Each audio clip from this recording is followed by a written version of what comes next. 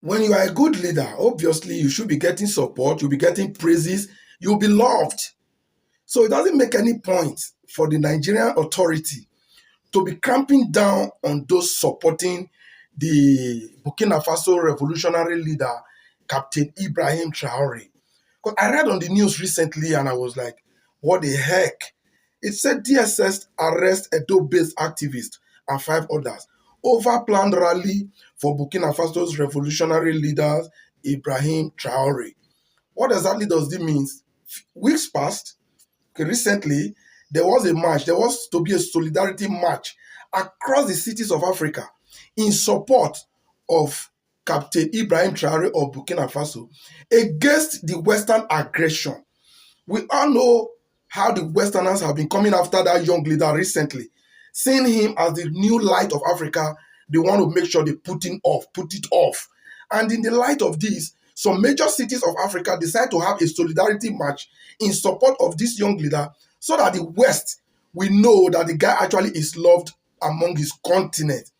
So I don't know why in the case of Nigeria it became different, that the DSS in Edo, Benin City have to cramp down on some set of activists who were actually planning this rally. Now, what is their excuse? They said they are encouraging military takeover in Nigeria. How does these people encourage military takeover? I've noticed since this Ibrahim Traore sings of praises came to light, there are certain persons in Nigeria that are not happy about it. They don't like it. And this person, without missing word, without hiding it, they are known. They are APC and Bola Ahmed Tinubu supporter. And I want to believe that is because they never knew that it is possible for a leader to be praised. Honestly, when you do good, you will be praised, you will be loved. This man's solidarity support for Ibrahim Traore is not because he's even a military head of state. It's not because he's a military leader. For goodness sake, they are supporting him. We are all supporting him because he's a nice guy. The things he's doing is wonderful, even though some say it's not real. But you've obviously not been to Burkina Faso. If you go there, you will know that this guy is doing great. Before you start getting the attentions of the West, you will know you are doing great in West Africa, in Africa. So for America, France, to be giving this guy attention, threatening his life upon threat, then he's doing well. Why will fellow Africans also be against him? They swear for Africa.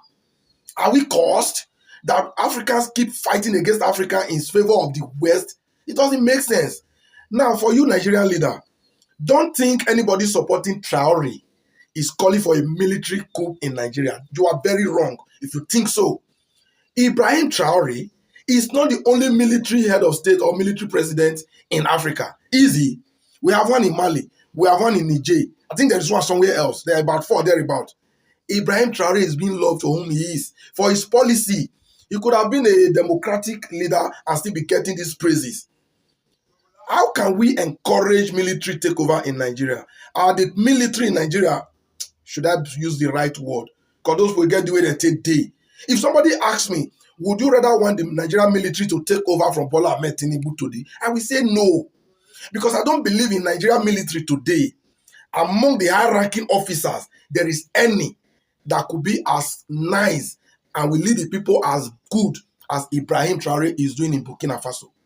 So, but if there is anybody within anywhere in Nigeria that will do more than Tinubu, there's no way you can remove Tinubu as a president unless during the election.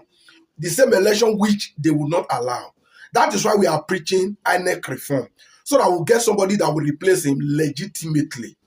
So nobody is calling for military to over, because we don't even believe in the military today that if they take over, they will do a better job. Yes, successive military, Nigerian military government has done better in Nigeria, no doubt. Even when they try to blacklist them, they've done better. But that doesn't mean we are calling on them now to come and take over. We aren't even the one to call on them to do so if they want to do. So cramping on anybody in support of Ibrahim Traore, believing that they are supporting military, is wrong. He's not the only military leader in Africa now. So why is he the only one being supported? You have to ask yourself questions, you that are now envious of him. Because I want to see this as being envious. Nigeria has now been known for hating anything good. I mean, not when I mean Nigeria, Nigerian leaders, those in charge and their supporters. You don't want to hear the name Ibrahim Traore, You've been going after VDM here and there. Showore has never been let free. He's in court today. Nnamdi Kanu is still in detention. So many people who have tried to speak out are being hated by this government and their supporter. Then when you see somebody being praised, you think it's a rocket science. Among all the 36 state governors in Nigeria, the Abia state man, Alex Oti, is so much being praised. And based on that, the APC are not happy about him. The next plan they are having is to destabilize Abia come 2027 through their fraudulent and riggy apparatus. Why una be like this? Why una be like this? We see who will benefit. In fact, who will lose when Nigeria becomes a better country? Who will it affect negatively?